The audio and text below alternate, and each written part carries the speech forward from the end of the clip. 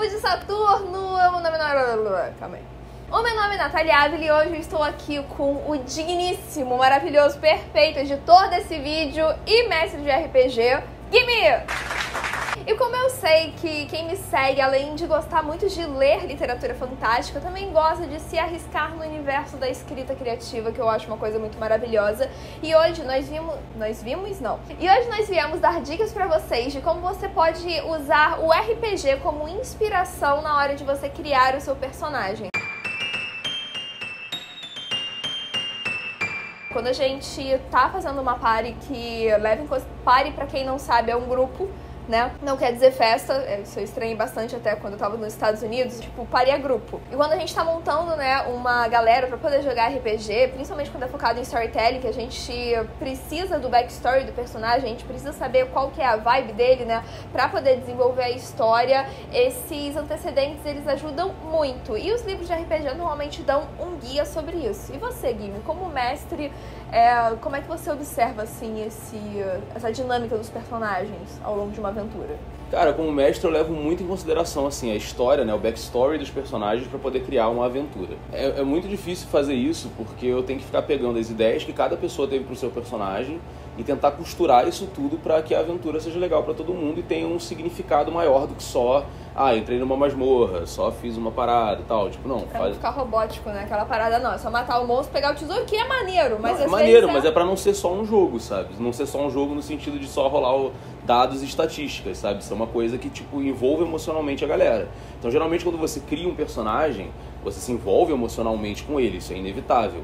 Então, assim, você criou uma história, você cria conexões, personagens que ele tem de amigos ou de família e tal, e desejos que ele tem, missões que ele tem. Então, se isso tá na aventura, isso faz com que a conexão do personagem seja maior, logo a aventura seja mais emotiva, mais bacana. Que o personagem tenha mais motivação do que simplesmente, sabe, derrubar a porta e bater no monstro.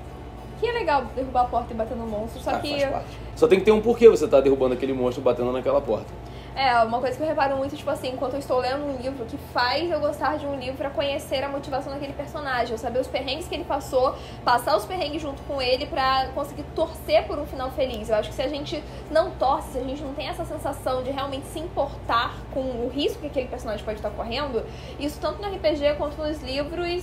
A gente quer cagar, a gente fecha o livro e parte pro próximo, né? Não cria uma conexão, não fica pra história, a gente não faz tatuagem, enfim. Inclusive, cara, quando a gente tá lendo um livro, normalmente a gente conhece o personagem quando ele tá naquele momento meio fudido da vida, né? Então ele, poxa, ele tem inseguranças, ele tá ali tentando aprender, dominar alguma coisa, sair do controle de alguém, né? Ele tá naquela área meio merda que a gente fica o quê? Torcendo pra ele poder se dar bem. O RPG ajuda nisso, porque você começa geralmente em nível baixo, né? Você começa no nível 1. Por exemplo, no cinema, quantas vezes a origem de um super-herói, Batman, Homem-Aranha, foram contadas, né? Toda vez que você renasce, quase toda vez que você renasce o personagem, você conta mais uma vez aquela origem dele, porque a gente quer saber como tudo começou, antes do personagem se tornar poderoso. Você quer ver ele se tornando mais poderoso. O RPG é legal porque ele faz com que você tenha o limite do primeiro nível. Você pode ter coisas incríveis ali, um item maravilhoso, como Caverna do Dragão, ou sei lá. Você pode ter, não é esse o ponto. Mas há limites. Então, quando você está criando um personagem, seja para um RPG, seja para um livro, seja para uma HQ, qualquer coisa, para que ele seja interessante, lide com limites. Quais são as limitações daquele personagem? Às vezes é uma limitação psicológica ou cognitiva mesmo, ou então às vezes é uma doença que ele tem, ou então é uma condição, ou é um medo exacerbado de alguma coisa, ou então o poder dele vai até certo ponto, ele tem que fazer tal coisa para que o poder melhore, ele tem que treinar, ele tem que aprender, tipo Harry Potter, você tem que aprender novas magias. O importante é isso, você lidar com limites para que tenha espaço do seu personagem evoluir. Eu acho que é um dos aprendizados que o RPG tem. O RPG tem mais uma coisa.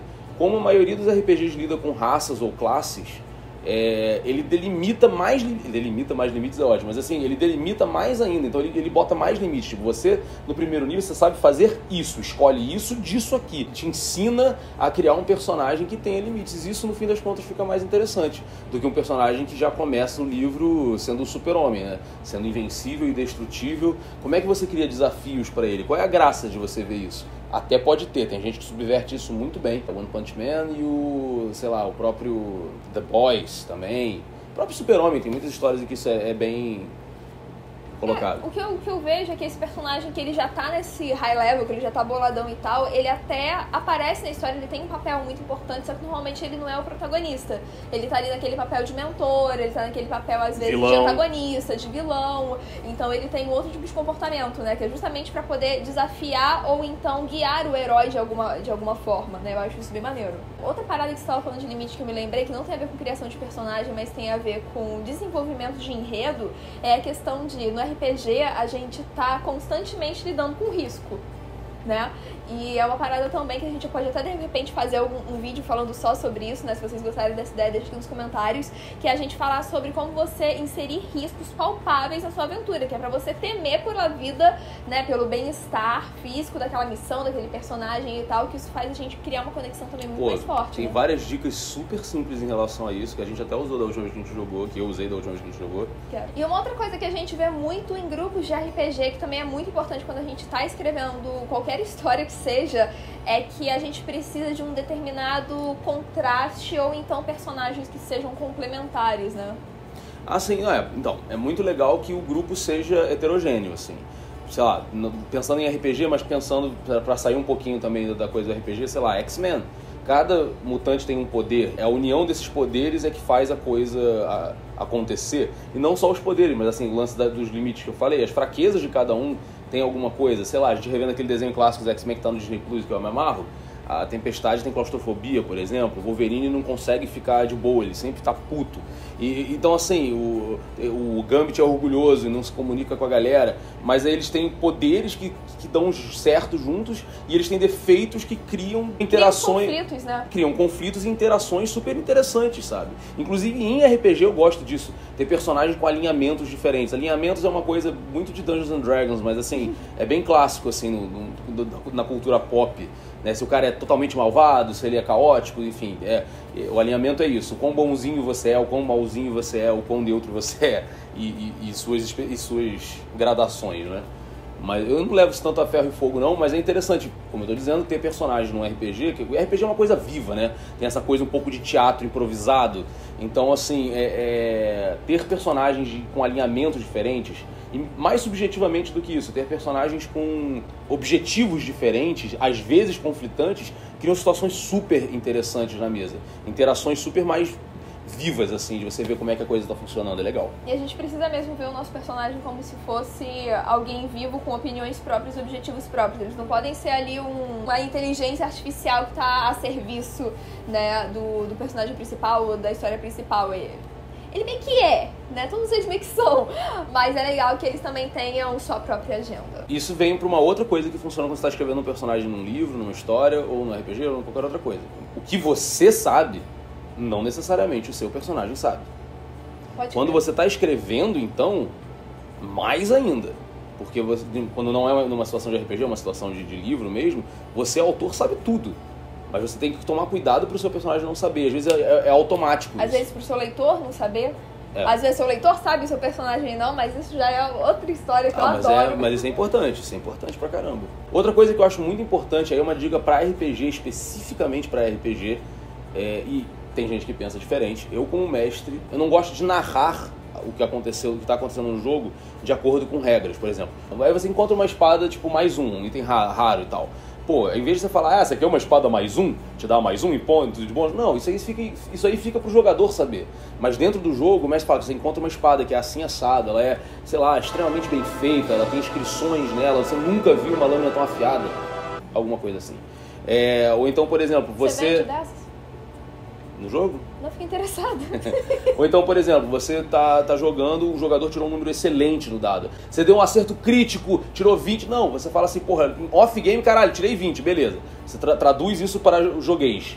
Aliás, você traduz isso para storytelling, né? Você tira do joguês e transforma em storytelling. Cara, você atirou, a sua flecha acertou um ponto vital da criatura, acertou no... Aí você vê ali, enfim, se eu tô falando especificamente do jogo, depende de quão batido o bicho tá, se tirou a cabeça dele, se acertou num ponto vital, ele tá super ferido, como é que ele reagiu a isso, ele deu um grunhido. Então, tipo, você transforma uma coisa que é número, que é regra, em uma coisa que seja storytelling. Eu acho que isso funciona pra cacete, muito mais do que ficar aquela coisa gamificada de tipo assim, Eba, tirei 10. Ó, você tirou 10 no monstro, é isso aí, hein? Não parece que a gente tá fazendo prova, né? Tudo de novo, é tudo número.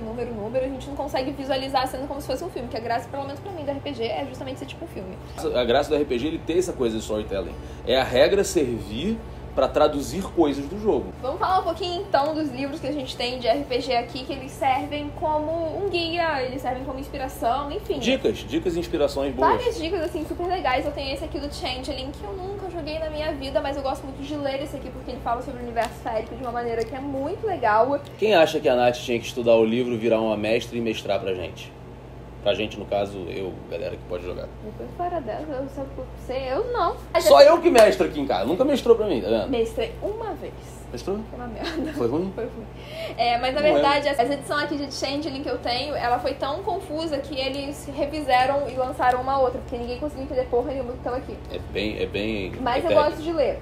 Aí, por exemplo, aqui, quais são os atributos, né, que ele pede pra gente levar em consideração? Como é que funciona a força, como é que funciona o carisma, como é que funciona atributos mentais, como é que é a sua percepção, raciocínio. Cara, isso é bem básico de RPG, né? Qualquer RPG você vai ter um conjunto de estatísticas que traduzem o seu personagem. O quão forte ele é, o quão inteligente ele é, o quanto ele absorve de informação, o quanto carismático ele é, né? O Dungeons and Dragons tem isso, qualquer um do World of Darkness vai ter isso também, qualquer parada, enfim. A maioria dos jogos, até os jogos mais simples, vai ter alguma forma ali de traduzir isso, de traduzir a sua habilidade pra luta, pra traduzir o quão sortudo você é em alguns casos. Tem vários sistemas, né? Cada sistema de RPG vai lidar com isso de uma forma mais realista, menos realista, mais game, menos game, mas assim, sempre vai ter alguma forma. Então isso é legal de você, como você tá fazendo esse crossover aqui de falar de RPG e falar de literatura, você, né? É legal você pensar isso. Quão forte é esse meu personagem? Por exemplo, se às vezes você tá criando uma personagem feminina que, sei lá, tá numa cena, vai pegar uma espada longa e bater num bicho, mas ela tem a força pra pegar uma espada longa? Ela pode ter, mas pode não ter. Ela é uma mulher grande que tem estrutura ou não, sacou? Porque... Às vezes ela tá num momento de rage, de adrenalina sinistra que consegue levantar a parada. Ou mesmo, sei lá, um cara super brucutu, vai ter a habilidade toda, vai ter uma habilidade manual, super de destreza de fazer alguma coisa, às vezes não. Uma parada muito legal aqui, que ele também dá pra gente a estatística, ele traduz, tipo assim, em número, o que é o equivalente. Então, por exemplo, aqui no Change ali, se a pessoa tem 1 ponto de esquiva, ela é tipo amadora, mas ela sabe o que fazer se alguém falar deita no chão, ela sabe deitar. Se ela já tiver 5 pontos, ela é o mestre, quer dizer que ela tipo é tão fodona que ela consegue desviar de balas. Aí empatia também, se você tem 1 ponto de empatia, se você tem 0 pontos, você não é nem um pouco empático. Se você tem 1, quer dizer que você é sensível e compreensivo. Se você tem 5, você consegue ler as pessoas como se elas fossem livros abertos. Então você tem uma percepção muito mais apurada do que aquela pessoa pode estar sentindo só de olhar pra ela. E é muito legal que você vai vendo cada uma dessas habilidades aqui e o que tá querendo dizer. Essa parada da força que você falou, eu devo ter no máximo 1 ponto, que é tipo assim, fracote, ergue 20 e carrega 10 quilos. Eu sou fraca. Eu peguei o livro do Vampire aqui também, mas ele é meio que o mesmo sistema do Changeling. Também são esses pontinhos e tal, então não faz diferença. No Changeling você tem raças, e cada raça vai ter sua especificação. De novo, lidando com limites. Cada raça vai ter poderes que outras raças não têm, mas vão ter defeitos que outras raças não têm. A mesma coisa aqui no Vampiro. Se bem que isso aqui a máscara já tá mais antiguinha, né? O pessoal já tá com Requiem, talvez tenha até mais alguma coisa que eu não tenha acompanhado. Mas sei lá, vão ter um clã de vampiro, tipo um Malkavian, ele vai ser maluco. Mas ele vai ter algumas paradas que outros não têm. O Nosferatu vai ser feio pra caralho, mas tem coisas que outros não têm. E por aí vai, assim. Cada Toreador. O Toreador tem o Toreador é o artista. E mesma coisa no Dungeons and Dragons, assim. Você tem raça e classe, né? Então, assim, são 2 instâncias de lidar com limites, né? E prós e contras do seu personagem, sabe? A sua raça te dá algumas habilidades, te tira outras, e a sua classe, né, que é tipo a sua profissão, é a mesma coisa. E uma coisa muito legal que a quinta edição trouxe, né, na criação de personagem aqui no livro do jogador, é que você escolhe o antecedente, um tipo de antecedente do seu personagem. Eu não sei nem como é que é isso na língua original, mas são tipo arquétipos, né, de personagem, assim. Tipo isso. Aí eu tenho, sei lá, aqui, deixa eu ver. Eu tenho aqui o forasteiro. Aí ele pede pra você pensar na origem desse personagem, qual que é o traço de personalidade, qual que é o seu ideal, qual que é o seu vínculo e qual que é a sua fraqueza. Você pode escolher isso da sua cabeça, você pode rolar o dado aqui e tirar uma parada meio que aleatória, se guiar pela tabela que eles dão aqui. Aí, por exemplo, o forasteiro, ele pode ter a origem de ser um nômade tribal, ele pode ter como traço de personalidade: eu cuido dos meus amigos como se fossem maniados filhotes recém-nascidos. Ou seja, ele é um cara que, nômade tribal, ele é um cara que ele é nômade, que ele anda, né, tipo, pega o recurso de um lugar, sai, vai pra outro, ele não senta num quieto, mas ele tem um clã, ele gosta muito da família, por isso segunda coisa. Nisso a cabeça já vai criando outras coisas, vai né? Vai criando background. Aí tem ele, por exemplo, aqui, o ideal pode ser, deixa eu ver aqui, ele pode ser meio mal. Os mais fortes são destinados a governar, então ele pode acreditar no poder. Então dentro desse clã dele provavelmente tem uma hierarquia de poder, se ele acredita nisso. Então ele gosta muito do clã dele, faria tudo, mas ele é o líder? Ou ele faz tudo pelo líder? Como é que isso funciona? Aí ele pede também pra você escolher um vínculo. Aí aqui tem, por exemplo, minha família, clã ou tribo é a coisa mais importante na minha vida, mesmo quando estão longe de mim. Então mesmo quando ele tá longe de uma missão, ele faz tudo que ele faz pela origem dele. Você tá escolhendo aleatoriamente? Tô. Legal. E a fraqueza, cara, pode ser: não há espaço para cautela em uma vida vivida ao extremo. Digamos que um cara fez um personagem assim como a Natália aleatoriamente escolheu. Então vai ser um cara, como a gente falou, nômade, tribal, não sei o quê, mas as ações dele têm que ser tomadas observando o que tá aí. Então, por exemplo, assim, o cara vai sempre fazer uma parada pelo bem da família dele, é a parada mais importante. Ao mesmo tempo, ele não vai settle down, ele não vai parar num canto e falando igual o Supla, ficar falando o termo em inglês do nada. Eu gosto do Supla, mas enfim. Sossegar. Enfim, ele não vai sossegar num canto e pá. Ele vai, geralmente ter essa tendência de ser nômade. Mas ele também não vai parar pra pensar quando tiver uma situação acontecendo. Ele geralmente vai agir, se ele não é um cara cauteloso. Então esse tipo de coisa é legal de ser observada.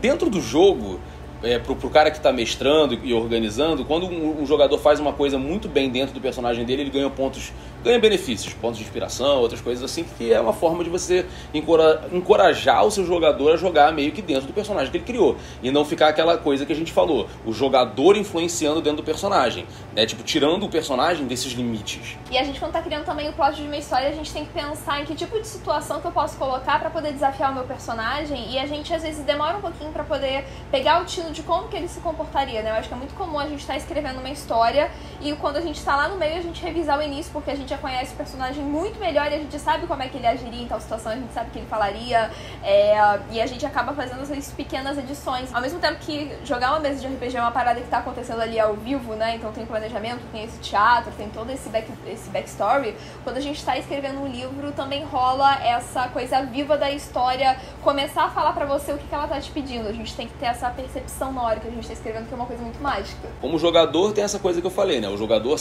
é uma pessoa, o personagem é outra. E você tem que interpretar esse personagem, às vezes se confunde quem é o jogador, quem é o personagem. Às vezes você sabe que o personagem fazia aquilo, não seria legal, mas, cara, ele faria aquilo. Então, por exemplo, um cara que ela acabou de descrever, que a fraqueza dele é justamente não pensar, ele tá com um bicho que ele sabe que vai ser, sei lá, tem um cara que é melhor não tretar com aquele maluco dentro do bar. Mas ele ofendeu a família dele. Ofendeu a família. Aí você fala, cara, eu não quero fazer isso, eu não vou fazer isso, o jogador. Mas o personagem faria, então... E aí, como decidir isso? E a mesma coisa num livro. Você, como escritor, não quer que aquele personagem faça aquilo. Mas você vê que por tudo que ele escreveu, tudo que você escreveu... Ele quer fazer. Não então assim, o cara que faz isso muito bem é o George Martin do Game of Thrones, cara. Os livros dele são isso. Os personagens são vivos. O cara é mestre em fazer, brother, esse personagem vai fazer isso, mas nessa situação acontece aquilo. E tem todo um arco, o cara às vezes muda da água pro vinho, muda de mal pra bom, muda de bom pra mal, muda de neutro pra foda-se. Mas isso é construído e você entende como aquilo tá acontecendo. E é muito intrincado, porque isso acontece numa interação com outros personagens. Então é tudo muito complexo, muito louco, como ele fala. Ele gosta de plantar a semente e deixar ela crescer. E a parada vai crescendo de uma forma, às vezes, meio caótica. Isso é bem interessante também, porque os personagens ficam bem vivos. A estrutura que o George Martin cria já também é outro patamar. Não, é outro nível. Realmente é um mundo. É diferente da gente ter, às vezes, uma narrativa que é mais linear, voltada em um só personagem e tal. Mas nesse tipo de narrativa, uma coisa que eu acho muito legal é isso, você realmente lidar com limites. Porque às vezes também, quando você faz uma narrativa focada em um personagem, a gente tem a tendência de botar ele ser overpower. Over inteligente, E assim, não tem problema se isso for justificado.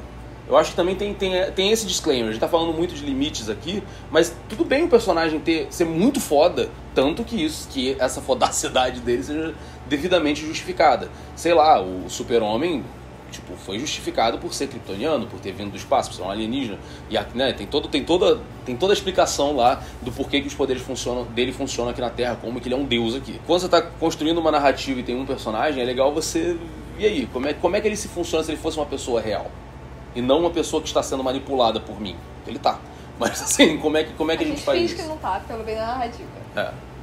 Não, eu acho que às vezes a própria história acaba convencendo o autor. Foi isso que você falou. Às vezes você chega num ponto que você desenvolveu e acabou conhecendo aquele personagem, e aí quando você vai revisar alguma coisa, você fala, brother, acho que ele não faria isso não, porque isso e isso. Então, o próprio desenvolvimento que aquele personagem se tornou vivo, te convence como autor, ou como jogador, né, de RPG, enfim, te convence a entender que aquele personagem agiria de outra forma. Isso é bem legal. Isso é uma coisa que surpreende quem deveria estar no controle. Eu acho isso bem legal mesmo. Então, cara, minha dica pra você hoje é, se você tiver acesso aos livros, ou na forma digital, ou então no formato físico, eles são excelentes fontes de consulta. Você certamente tem algum amigo nerd aí que também tem esse livro, se você já não quiser fazer um investimento, porque eles são meio carinhos, assim, né? Não é uma coisa que você acha no sebo. Mas vale muito a pena pra gente... Você acha no sebo. Você pode achar no sebo várias coisas antigas. E se você não tá preocupado com regras, assim, você não tá preocupado realmente em jogar o jogo, você tá querendo ver só pra ter uma fonte de inspiração, você pode achar coisas incríveis. Cara, tem livros de RPG que a galera não dá a mínima, de RPG super simples. Até tem alguns aqui que te dão essas dicas, e são dicas valiosíssimas. Então é isso, galera. A gente conseguiu aprender hoje que personagens são vivos, assim como uma pessoa que a gente acaba de conhecer, a gente vai conhecer cada vez mais conforme a gente for conversando com ela. Então, se dedique a passar um tempo com o seu personagem, se dedique a colocar ele em situações em que você possa desafiar os seus limites, né? Não jogue seu personagem numa solitária, numa fila do banco, né? Coloque ele interagindo com situações interessantes, com outros personagens que possam contrastar com ele, que com certeza, cara, sua narrativa ou a sua party vai ficar muito sensacional. No caso de um livro, como ela falou, não tenha medo de voltar atrás e rever as ações do personagem com base ao que você viu também. Não tenha medo de mudar, de alterar, de revisar, de melhorar a sua história. Isso com certeza é uma dica de ouro. Então, gente, não esquece de curtir esse vídeo, se inscrever no canal, mandar pra alguém que gosta de escrever, que gosta de RPG. Segue a gente também lá no Twitter e no Instagram. Eu arroba Fada de Saturno, ele arroba Game_Fire. Vai estar escrito aqui pra facilitar a vida de vocês. Um grande beijo. Você manda beijo. Tchau. Essa dá tchau.